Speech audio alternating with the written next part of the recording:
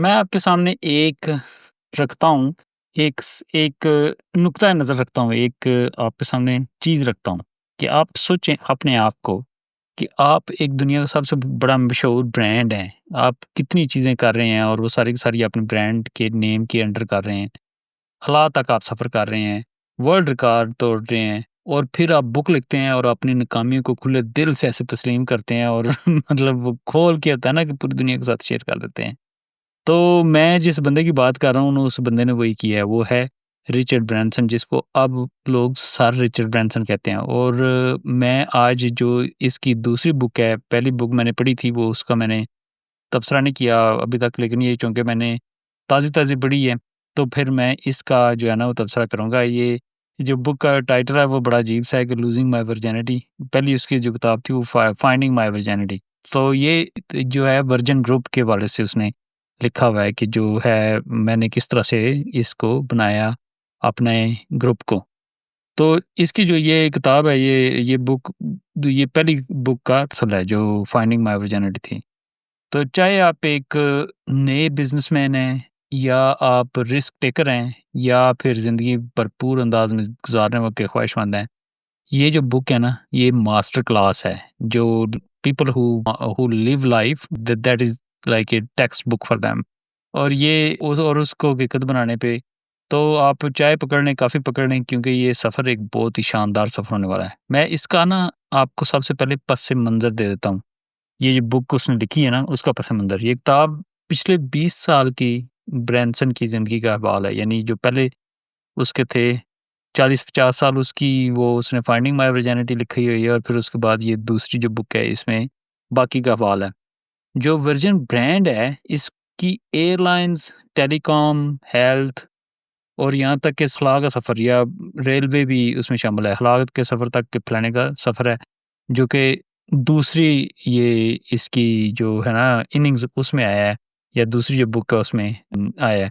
और इसके साथ ही उसने ना एक फ़िलैंथ्रोपिक भी रखा हुआ है अपने काम का जो इंसानी खिदमत है ना, उसके मैदान में भी उसकी अपनी कहानी है। उसकी अपनी बेटी डॉक्टर है जो कि वो कर रही है लोगों का उसी वर्जिन ग्रुप के अंडर ही का कर रही है इलाज वगैरह और उसका जो हॉस्पिटल है उसको भी चला रही है, जो उसका हेल्थ का सेक्टर है उसको भी चला रही है।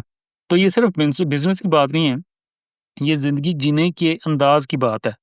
और ब्रैनसन का जो फ़लसफ़ा है ये 3 अल्फ़ाज में है और वो अल्फ़ाज क्या हैं? Screw it, let's do it कि सोच-वोच को छोड़ो, बस कर डालो। अब मैं आता हूँ इसके अहम जो तसव्वुरात हैं और इससे जो सबक है वो आपको क्या मिलते हैं। सबसे पहला बड़ा इम्पोर्टेंट सबक सबक है take calculated risks.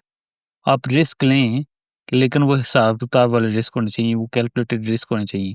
Richard Branson के जो हैं वो खतरनाक स्टंट्स मशहूर हैं। समंदर पार उसने ओवर द सीज़ जो है वो किया था, जो हॉट एयर बैलून है उसमें सफ़र। फिर उसने नई एयरलाइन्स अपनी शुरू की है, यहाँ तक कि ब्रिटिश एयरवेज़ को उसने चैलेंज किया कर दिया था, यानी ब्रिटिश एयरवेज़ जो है उसने डर्टी टिकट्स इसके अगेंस्ट बेचने शुरू कर दिए थे।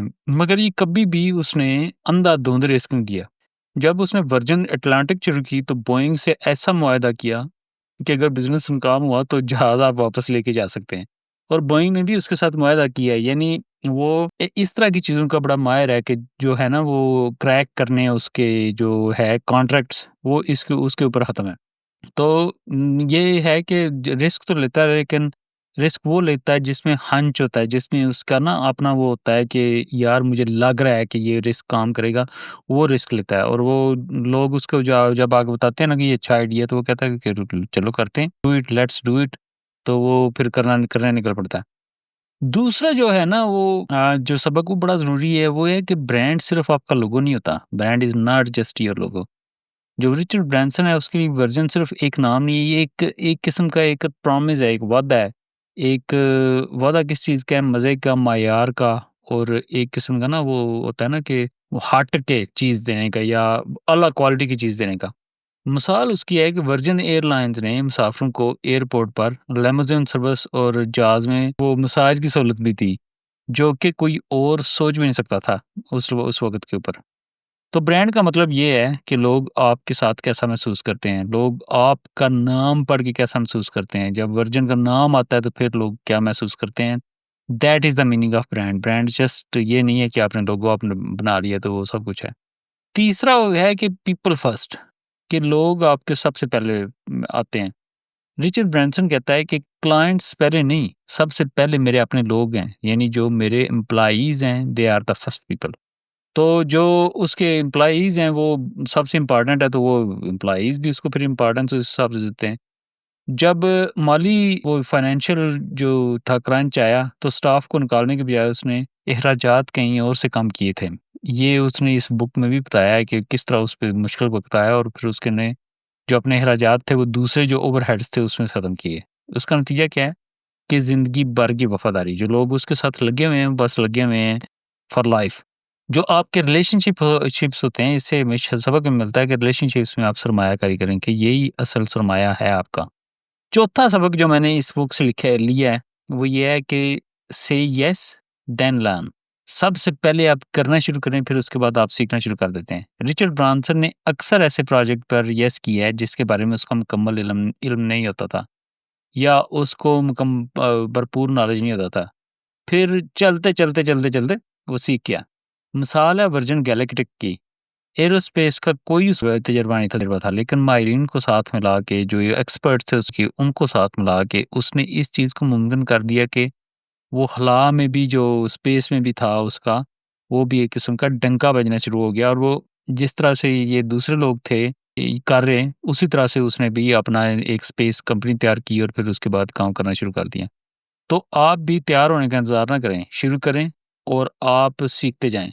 अगर आप ये तैयार करते रहेंगे ना, वो एक उर्दू का मुहावरा है, नौ मन तेल होगा ना राधा नाचेगी, कि ना आपके पास इनफ होगा और ना आप कोई काम स्टार्ट करेंगे।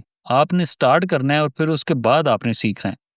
जो मोटिवेशन है वो भी यही है कि अगर आप कुछ करना शुरू करते हैं तो फिर मोटिवेशन आती है, ना कि ये कि आपको बैठे-बिठाए मोटिवेशन आए और आप उठ के पागलों की तरह कुछ करना शुरू कर दें।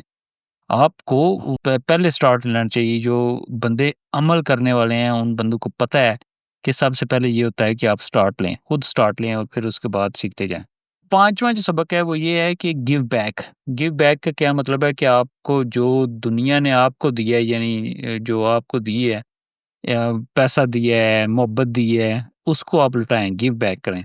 रिचर्ड ब्रैनसन इस चीज़ की आला मिसाल है। वो उसकी वर्जिन के जो हॉस्पिटल्स हैं, जो उसके वो हेल्थ सेंटर्स हैं, वो स काम कर रहे हैं इस चीज़ के ऊपर, और वो इंसानियत से उसकी जो मोहब्बत है वो मुतासिर-कुन है।